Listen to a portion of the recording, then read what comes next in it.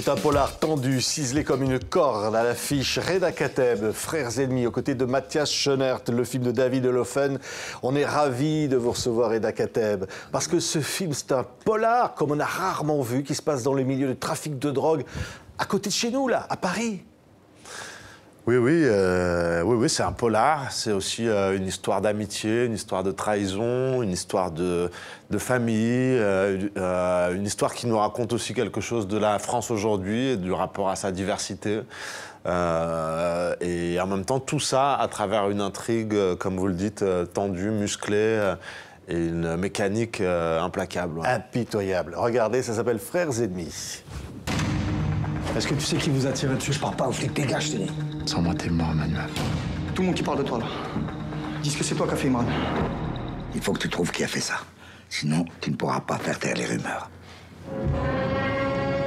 Vous étiez amis? On a grandi au même endroit, pas le même que toi. Ils ont grandi au même endroit. Ils ont grandi dans une cité, sont, j'allais presque dire, deux frères. Pas de sang, mais deux frères vraiment.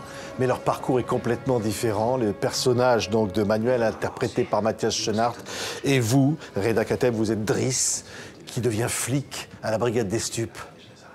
Oui, c'est exactement ça. C'est deux personnes qui auraient pu continuer de vivre fraternellement et que des choix de vie va finir par opposer et réunir en même temps. Voilà, c'est l'histoire du film.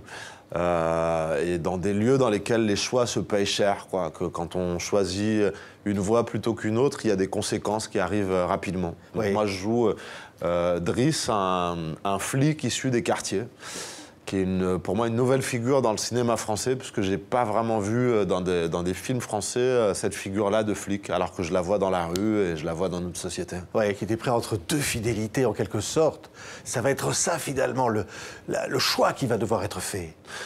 Oui, en tout cas, au-delà de son dilemme moral, qui est vraiment voilà, une espèce de friction, de lutte intérieure permanente chez ce personnage, qui est comme coupé en deux.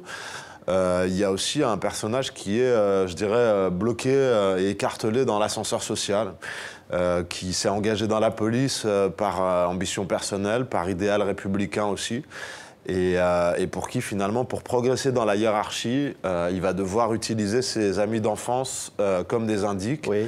Et il va se retrouver dans une situation très, très complexe. Presque devoir se renier lui-même, ou renier ce qu'il est au fond de lui, avoir ce choix devant lui. Oui, en tout cas, le film parle de notre rapport à nos identités, à nos territoires. C'était le tout premier titre du film, Territoire au pluriel. Et c'est aussi l'histoire de quelqu'un qui essaye de rentrer chez lui, après s'en être affranchi, après avoir tout fait pour quitter sa cité, pour quitter sa famille. Il essaye de revenir chez lui.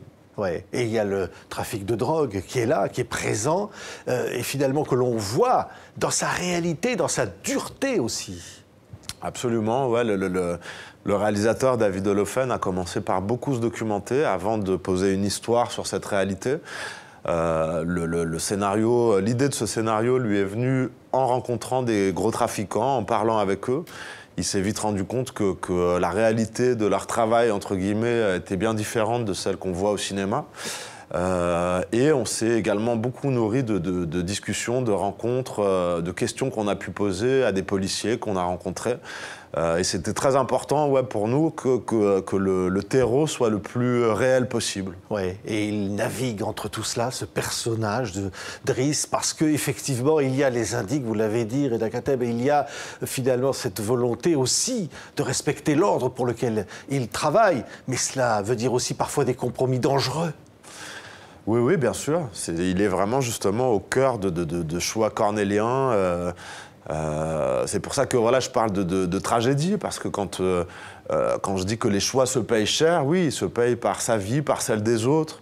Voilà, j'ai pas envie de spoiler l'histoire du film, mais en tout cas, tout ça existe. Et en même temps, à travers vraiment un film de genre, je trouve que voilà, j'aime l'équilibre dans ce film entre le genre et ce que ça peut raconter des gens et de notre société d'aujourd'hui. Ouais.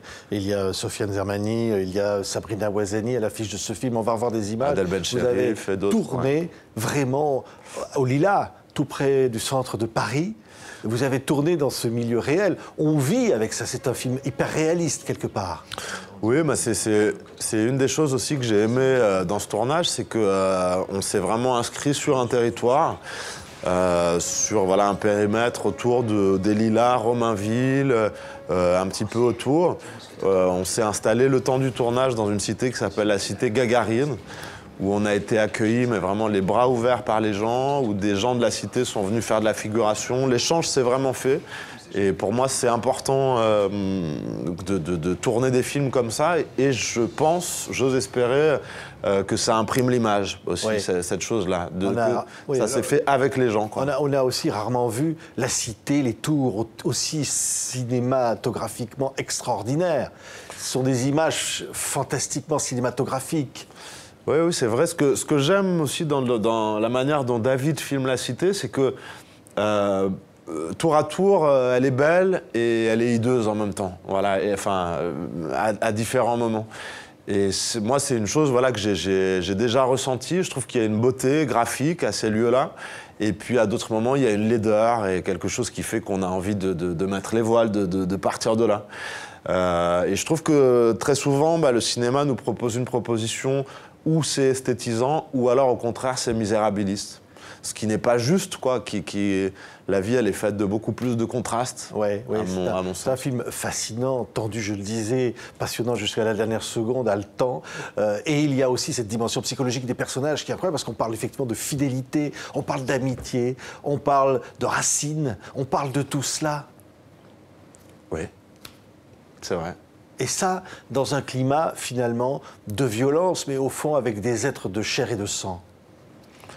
C'est vrai, je suis d'accord avec ce que vous dites. Ouais. Ouais, en tout cas, le polar n'enlève pas l'humanité des personnages. Voilà, la mécanique ne fait pas que les personnages, à un moment, deviennent juste des rouages de leur propre mécanique.